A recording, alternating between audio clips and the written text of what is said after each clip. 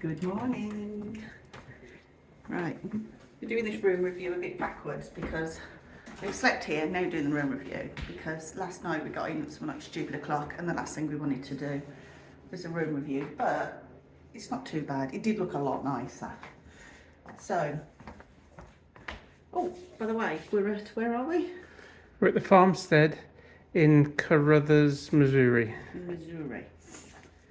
Carruthersville, Missouri. Right, okay. Oh, there's a curse. Yeah, two very, very comfortable beds. I'm trying to fit this into the bag, but I just couldn't get it in. So, yep, two comfy beds. Josh likes that chair. It came with Two Starbucks coffees. two Starbucks coffees. Is that Verona, is it? Yeah, but also down in reception, there's a coffee machine, same thing. You just help yourself to coffees. There's a couple of USB chargers there, alarm clock. The Bible down there. Yeah, got a fridge. It's a little one, but that's cool. View outside Should be a sec, buddy. is of the casino opposite. Looks like it's going to be a nice day in Yeah. Missouri.